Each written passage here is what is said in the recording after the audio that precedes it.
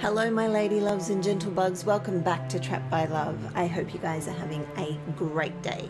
If you're new here, my name is Emma Carrington, and if you're interested in true crime and justice, I hope that you consider hitting that subscribe button because we'd love to have you join us.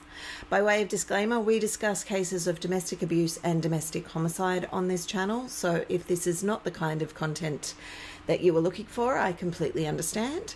Thanks for stopping by. But if true crime is what you're here for, let's go ahead and get into this week's case. Actually, I'm going to pause for just a sec and say sorry for the mishmash of uploads. January has not been kind. And so I'm just trying to get back on track. But today, hopefully, we are seeing the turning of the page and we can get back into some sort of structure and routine. So thank you for your patience if you've been waiting. If not, then let's go ahead and get into today's case. Today's case is that of Travis Alexander. Travis Victor Alexander was born 28th of July, 1977 in Riverside, California. Travis had there's no other way to describe it. Travis had a terrible childhood. Okay, his parents were drug addicts, and Travis and his 7 siblings did not get anywhere near the care that they needed from them.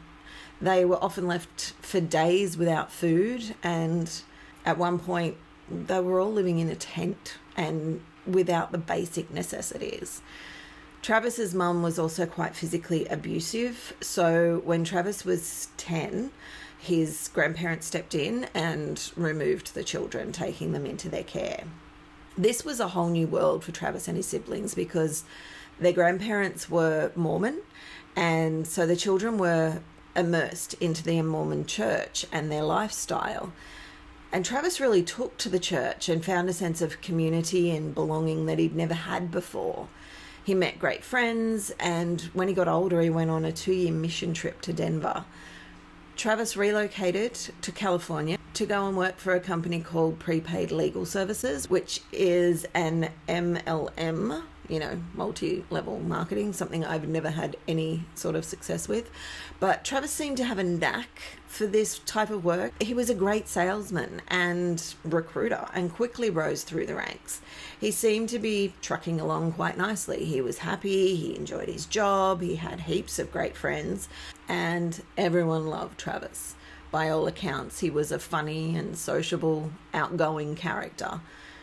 In 2004, Travis moved to Mesa, Arizona, and this was because of the large Mormon community in the area. So he settled in really well. Travis found himself a great group of like-minded friends. He also had a blog called Travis Alexander's Being Better blog.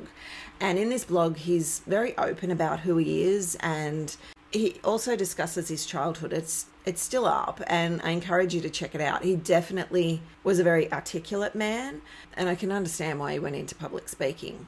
Okay, where were we? Oh, yes. In 2006, when he was 29, Travis Alexander met Jodi Arias, who was 26 at the time. Now, Jodi Ann Arias was born on July 9th in 1980 in Salinas, California, to William and Sandra Arias.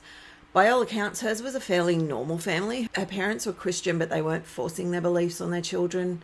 Actually, I probably shouldn't say by all accounts, because Jodi's account is quite at odds with the rest of her family and those that knew them. Jodi says that her father began physically abusing her at around the age of 7, saying that he would hit her and push her into furniture, and that her mother would strike her with wooden spoons. Many people say these claims are false or exaggerated or to garner sympathy and for her own gain, because they only seem to come up later, shall we say. But I'll let you be the judge of that. Her parents did crack down on Jodi when she was in 8th grade, though. She was caught growing marijuana in their home, and her parents actually called the police. They definitely kept a closer eye on her from that point because she was an intelligent girl, and they, like all parents, wanted the best for her. Her dad has said that she was quite verbally abusive, especially towards her mother, and that she never took responsibility for her actions. And the family believed that she may have been bipolar because of her mood swings. She was never diagnosed, though. They've also said that she loved to read and had a keen interest in photography, which she'd been developing since she was around 10. And even though she dropped out of high school in the 11th grade, she did go on to earn her GED. She just said that she wasn't cut out for high school.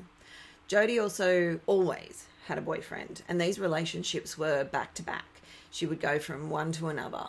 She definitely didn't like being on her own. And once she was out of school, she worked a number of part-time jobs, honing her skills in the photography industry. She also worked as a server at the Ventana Inn and Spa, and it was in the fall of 2001 here that she met a guy by the name of Daryl Brewer.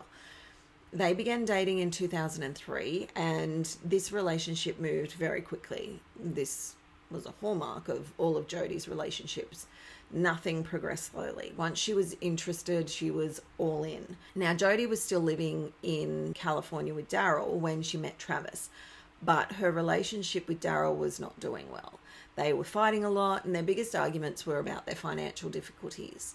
So in an attempt to make some more money, Jodi started working for prepaid legal services. And through this work, she began meeting a lot of people from the Mormon community. And in September of 2006, she was invited by them to attend a conference for the MLM. I struggle with that. The MLM in Las Vegas. While there, mutual friends set Jodi up with Travis on a blind date, and the two hit it off big time. Travis was smitten with Jodi. He thought she was gorgeous, and she seemed to be immediately obsessed with him. She was extremely proud to be seen with Travis, and they were all but inseparable after their date for the rest of the trip. And once they headed home, they decided to continue the relationship, despite the fact that they lived so far apart. Of course, Travis was in Arizona and Jodi in California.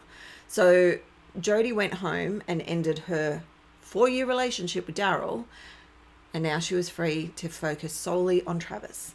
The two would call and text each other incessantly, as those starting a new dalliance do, and they would also meet up for weekends away together.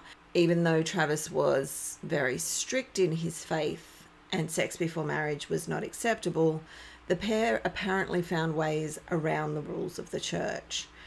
However, the physical side of their relationship weighed heavy on Travis, and he discussed his faith with Jodi, and before long, she converted to Mormonism for him. That's right, for him. She was baptized into the Mormon church in order to bring the two of them closer. She was beginning to get fixated on Travis. Travis and Jodi started officially dating in February of 2007, and this is when Jodi's obsessive behavior started ramping up. She didn't like him speaking to his friends, especially if they were female friends. Travis's friend Clancy Talbot said Jodi was very possessive. Quote, she just had to sit right by him. She didn't appreciate when he was talking to another female. She didn't like the fact that if there was anyone that didn't know they were together, she wanted to make that clear. End quote. As his friends got to know her better, they said they grew increasingly creeped out by Jodi's behaviour. They said Jodi would follow Travis to the bathroom and stand outside the door, or eavesdrop on his conversations. She'd freak out if he was out of her sight. They also said that she went through Travis's phone on multiple occasions, as well as his emails and social media accounts, adding that she would go as far as to forward emails between Travis and other women to herself. This level of possessiveness is not behaviour that should need to be pointed out as red flags flying, but that's what we do here. So here I am, flying my flag. Trying to keep him from speaking with his friends, not okay. Not allowing him any autonomy, not okay. Travis's two best friends also tell this story, which led them to try to warn him of his girlfriend's toxic behaviour. Quote, one night we were all in the hot tub and there's 4 of us. You know, this is a time for a chat and hanging out. Well, Jodi is like climbing all over Travis while we're trying to have this conversation, Chris says. Sky goes on to say, quote, she was all over him. I mean, like eighth graders whose parents were out of town, like straddling his lap and sucking on his neck. And Travis just kept pushing her off. And he's like, Jodi, get off me. Like, what are you doing? And I looked at Chris and I'm like, does she not realize we're sitting here? End quote. So after this, his friends sat him down and tried to explain their concerns to Travis. They told him that they not only thought that she wasn't good for him, but they thought Jodi was dangerous. However, Chris and Sky said Travis rebuffed their concerns, telling them that he thought Jodi was sweet and good and that he really liked her. They should have showed him the power and control wheel, because Jodi was firing in a lot of sectors. Sky recalls, quote, all of a sudden I got this cold feeling over me and I knew she was outside the door. I mouthed to them and pointed at the door and said, she's out there, end quote. She says Travis didn't believe them, but when he opened the door, suddenly he found Jodi standing on the other side.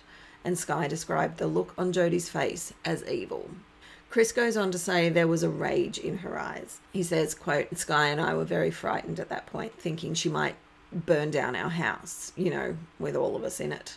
Sky took Jodi aside after agreeing with Chris that they didn't want her in their home anymore and told her she was no longer welcome. She says she told her that she was concerned about the level of obsession that Jodi was displaying, and Jodi had no change in expression. It was only then that Jodi asked if she was going to tell Travis to stop dating her, and Sky replied, I already did. It was only then that Jodi began getting upset and she started crying.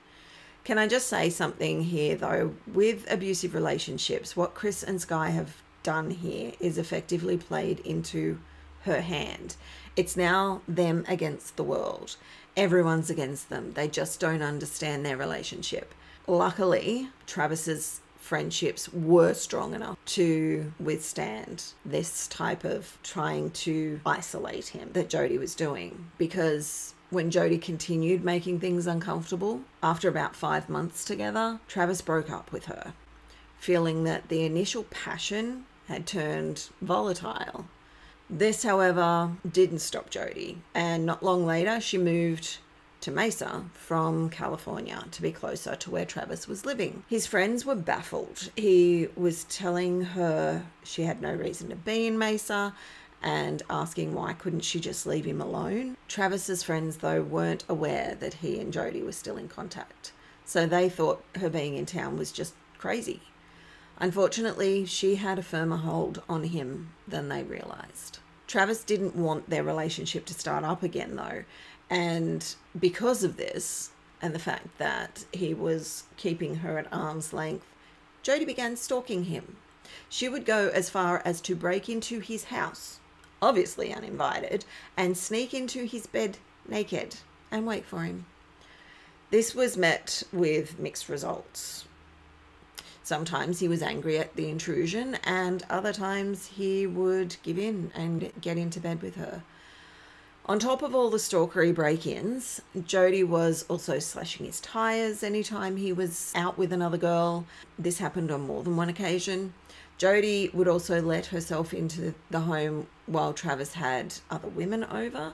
And for all of you, why would he give her a key is out there? Oh, no. He hadn't given her a key. She knew the garage door code, apparently, but when she wanted to be extremely stealth, her mode of entry was the doggy door. Yeah, there was no stopping this girl. And when she found out that Travis had been on a date with another girl, she began stalking her as well. She would try to scare her by knocking on the door and windows of this woman's home and running away. With all that being said, Jodi denies that she ever stalked Travis. This behaviour, whatever she wanted to call it, included hacking into his emails and social media accounts, snooping through his stuff while he wasn't home, reading his journals. And it wasn't like she was discreet. Travis knew she was doing this. He told his friends what was going on. So when you added it all up, Jodi had hit jealous ex-girlfriend level 10. But Travis wasn't realizing the danger of her escalation.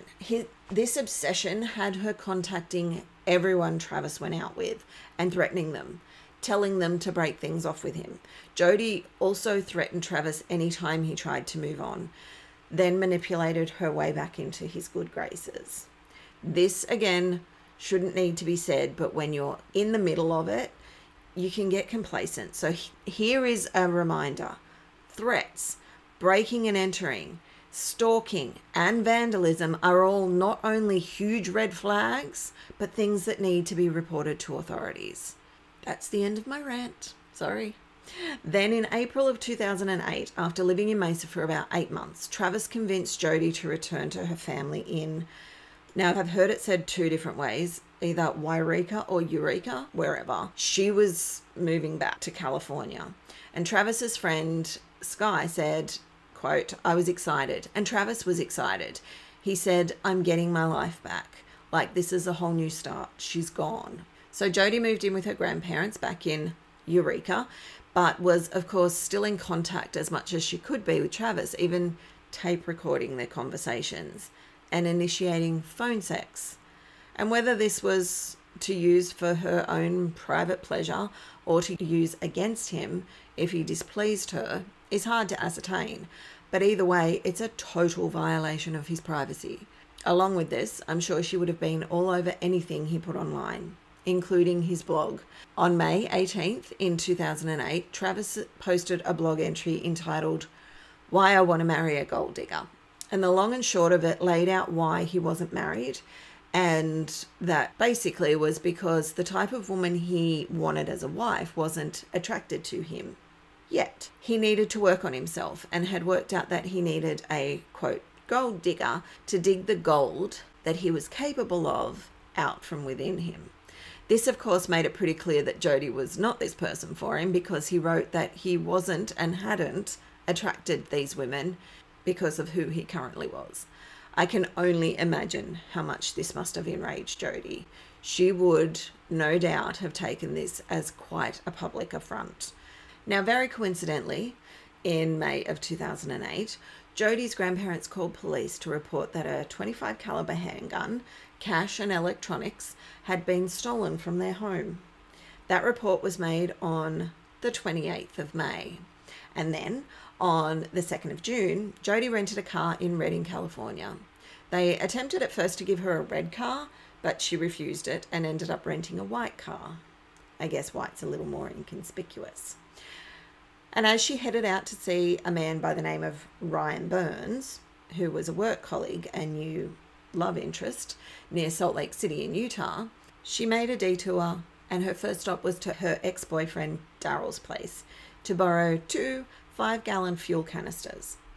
Around this time, Travis was also preparing for a trip. He was going on a work trip to Cancun and was taking his new love interest, Mimi, on this getaway. But in the days leading up to their departure, Mimi was unable to get a hold of Travis.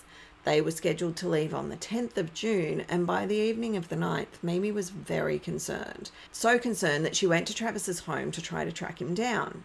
She knocked on the door but received no answer. She called some other friends. She explained the situation and they came over to try and help her. But they were also unsuccessful in getting any response. However, they could see Travis's little black pug was inside the house. Now, Mimi was also in touch with Sky and Chris, who were already in Cancun, waiting for her and Travis to arrive the following day. But they had also been worried because Travis had missed a conference call, which was totally out of character for him, and they hadn't been able to reach him in days either. Chris knew the garage code, so he gave that to the friends at the door to help them get into the home to find out what was going on. When they entered into the home, they were hit with an unpleasant odor. They made their way to Travis's room, but found it locked from the inside. Now, Travis had a roommate. Actually, he had 2. And they found that this one roommate was home during all of this and just didn't answer the door. Okay, I'm a people avoider, massive people avoider. But this guy is next level. He even puts me to shame. He was in his room watching a movie with his girlfriend and just didn't hear the door, apparently. He checks with the other roommate and they work out that neither of them had seen or spoken with Travis in almost a week. They tell the friends that had arrived that they were under the impression that he'd already left for Mexico. They finally found the key to Travis's room, and when they went in, they were met with a gruesome scene.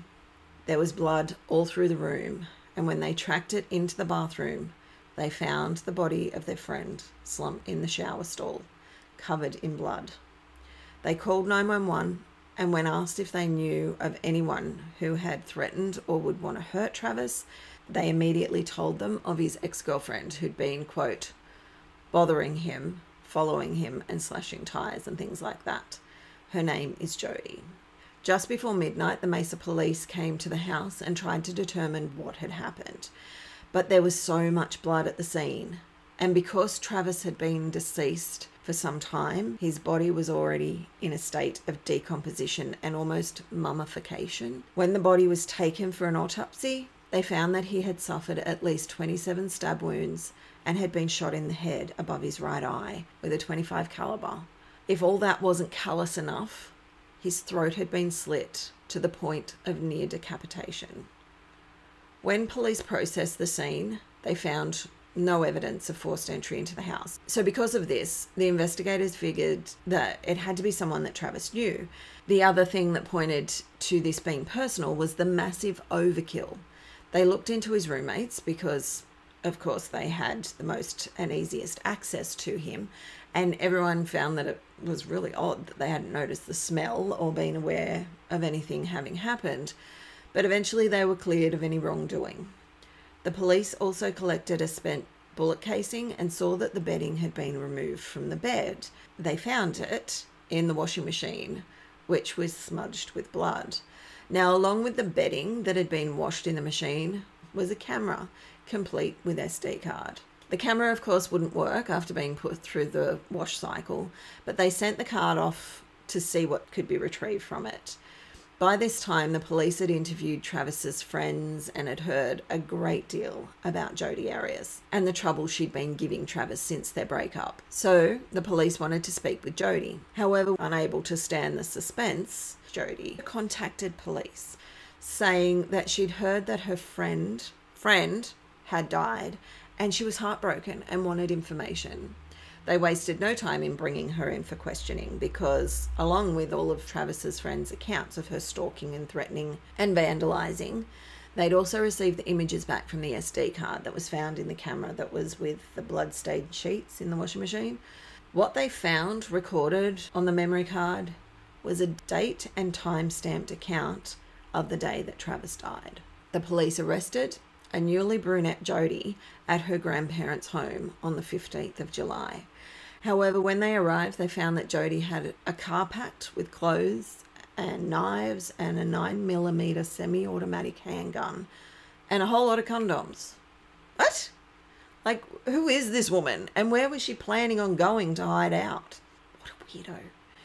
At first, when questioned, she denied being anywhere near Travis's, but Detective Flores started laying out the evidence that they had to the contrary. He explained that they had retrieved these photos from the memory card, even though someone had gone through 5 different steps to erase the pictures on the card. Five steps to erase the pictures on the card.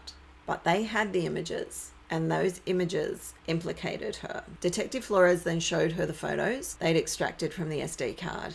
The photos of both Travis and herself lying naked on his bed.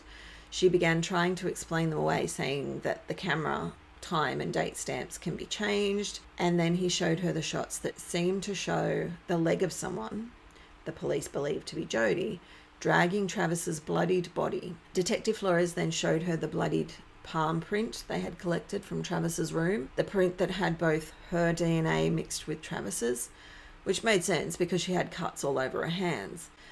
They also told her that they had collected brown hair from the crime scene. The evidence they had seemed indisputable.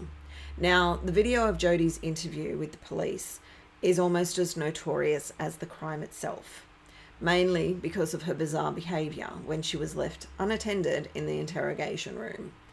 It starts off that she seems to be looking directly at the camera. Then she does this strange almost backbend over the chair before she starts singing "Oh Holy Night." Okay. At one point she puts her head down and sort of almost giggles and says, "Still hate me?" Then she gets up and does a headstand.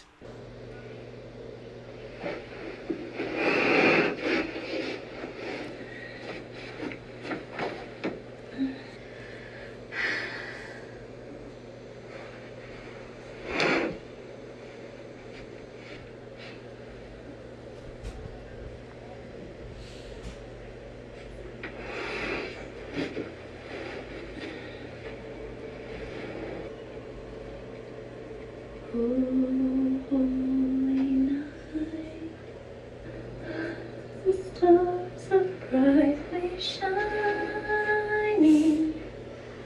This is the day of our dear Savior's birth.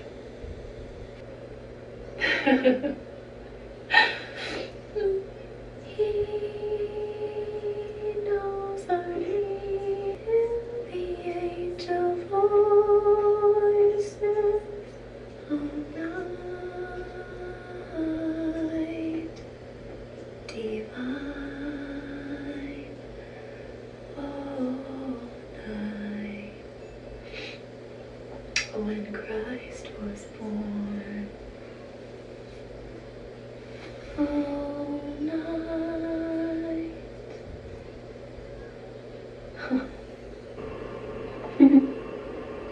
Still beating.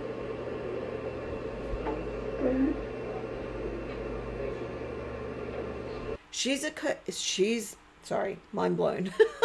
She's accused of murder, and she's singing and standing on her head. You seriously can't make this stuff up. What is wrong with people? So she's arrested at this point, not because of the headstand, I'm sure, but what comes next almost rivals the antics she's already delivered. She asked the detective if she could freshen up and put some makeup on before having her mugshot taken. Detective Flores says no, you'll go as you are. And then she's seen fluffing her hair before coming in to smile for the camera. This is a really trivial question, and it's going to reveal how shallow I am. But before they book me, can I clean myself up a little bit? You're going to be taken the way you are. I can't give you anything else. You should have at least done your makeup, Jodi. Gosh. Honestly, her mugshot looks like a high school photo, the way she's grinning with a little head tilt. Ugh, it's repulsive. It's amazing to me that so many people throughout this case comment on how beautiful Jodi is. And I'll admit she's not unfortunate looking, but I definitely don't see the wow that so many people go on about. Maybe I'm missing something. You definitely can't miss the narcissism though. Anyway, so Jodi has a night in jail to sleep on things and obviously realizes that the police have too much evidence for her to stick with this story. So the next day she comes in and says, look, I'll tell you the truth. I was there. Travis and I, we were doing our thing, and then all of a sudden there were two masked intruders there, and they killed Travis, and they argued over killing me, and then when they went to shoot me, they pulled the trigger and nothing happened, so I grabbed my purse and I ran out of the house. I can just imagine the detective's face after hearing that story. The look of, seriously? That's the story you want to go with? Needless to say, he doesn't believe this new version of events any more than the last, but Jodi sticks with it. She pleads not guilty and she sticks to this story for 2 years. However, even her defense attorney obviously didn't believe it because in the following 2 years, while they prepped for her trial, her story changed again.